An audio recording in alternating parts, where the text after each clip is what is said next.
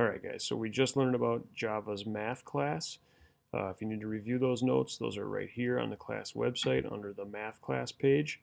And underneath there, if you go ahead and look at, we have the math class handout right here that has all the methods that we talked about. And then if you go back there, there's also math class methods programs here that we are trying to figure out. Okay, so I'm going to jump down to number 5. That's electron velocity. And we're going to try to make this program today. So it says here for electron velocity, the time it takes in seconds for an electron to move between the cathode and anode of a cylindrical rectifier tube is governed by this equation. So honestly, I'm not really sure what this is all about, but I know I can program this. So we're going to go ahead and try to do that right now.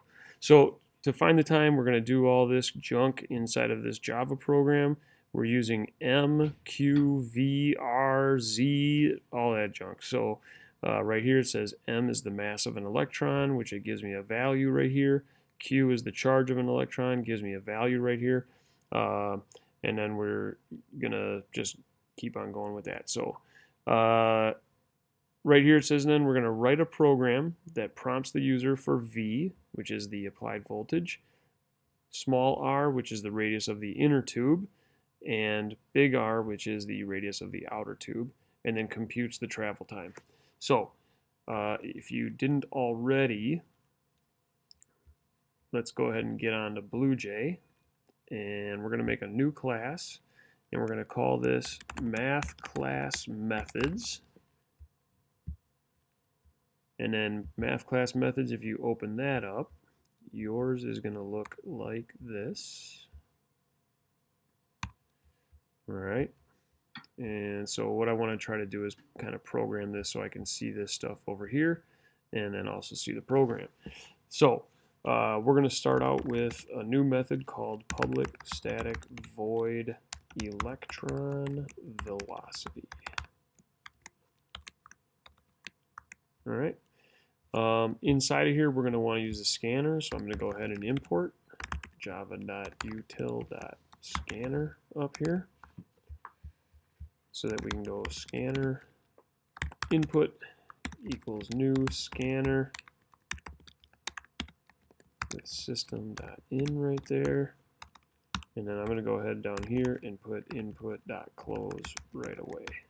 Now, if you want to call yours console, go right ahead, be my guest, okay? That's what we're kind of used to, but just kind of mixing that up so you don't get stuck in a rut with console. Also, if I'm ever going too fast for you, go ahead and pause the video, catch up, and then, rewind anything that you need to rewind or whatever you need to do, okay? So, over here it says write a program that prompts the user for V, and we know that V stands for the applied voltage. So we're going to go system.out.print, and we're going to say enter the applied voltage. Okay. We'll make up some numbers for that later on, but let's go ahead and put in here double, and then I'm going to call it V with a capital V like it is over here, just so we kind of match up everything that we have from the worksheet. So that's going to be input.next double. That's how you spell double. All right. So that's the applied voltage. The other thing that we have to input are small r, which is the inner tube radius, and then big R, which is the outer tube radius. So over here, I'm just going to take this, copy it, paste it. I'm going to put the inner tube radius for our prompt, call that little r, come down here, paste it again, call this the outer tube radius,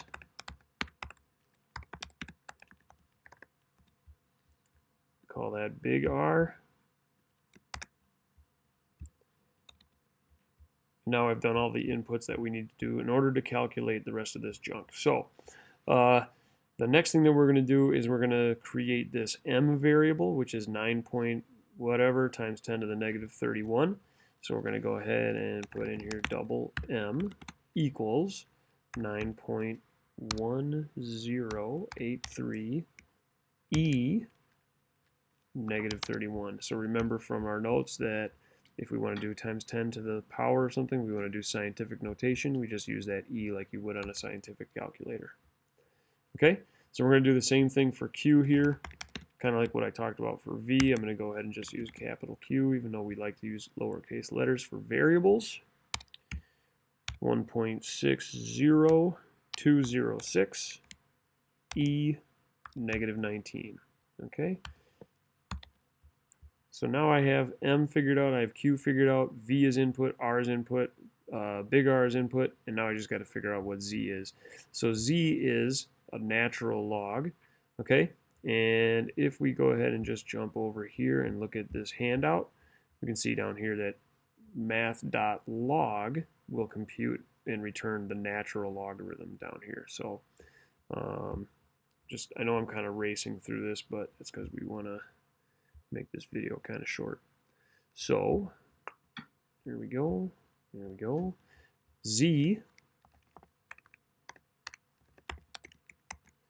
equals math.log of big R divided by little r. So we're going to go capital R divided by little r, and that's going to be our z value. All right. So the last thing that we have to do then is figure out the variable time. So that's going to be another double time. Okay. And it looks like to me that we got to find the square root of something. So over here I'm going to go math.sqrt. Okay. And the thing that I'm finding the square root of is 2 times m divided by q times v. All right. Now, if you're worried about it, like not calculating this correctly, we can go ahead and put q times v inside of parentheses, and that'll make sure that it's going to do q times v before it does the division. Okay? So then the next thing we're going to do is multiply that result by r, then times z, then times this whole set of parentheses. So this is going to be times r times z times a set of parentheses, and that's going to be the end of the problem. We just got to fill in what's inside these parentheses. Okay? So what's inside those parentheses? Well, we got 1 plus, then z divided by 3. And I know I'm getting off the screen here, so let me just fix that. Okay. I'm going to do this so that you guys can see the problem. Yep, that'll work. Okay, so z divided by 3. Then we're going to go plus z squared divided by 10. So for that, I'm just going to go z times z divided by 10 plus, and now we're going to do z to the third divided by 42. So we could do z times z times z, but let's just go ahead and use math.pow. So that's going to be z comma 3 divided by 42. So that's this part right here, and then this is z to the fourth divided by 216, I believe. So let me just move this over. Yep, z to the fourth divided by 216. So plus math.pow z comma 4 divided by 216. All right, so that's a whole complex thing, and that's kind of why I wanted to do that one for you guys.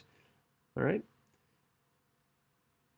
so we got all of that, and the last thing that we want to do then is output that time. So we're going to say something like system.out.println, and then we want to tell them, right?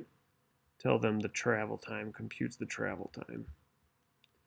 So we'll say something like the Electron travel time is, put in a little concatenation there, put the time variable there, and then we'll say it took that many seconds. So we're going to put that inside of quotes too. I'll put a period in there just to be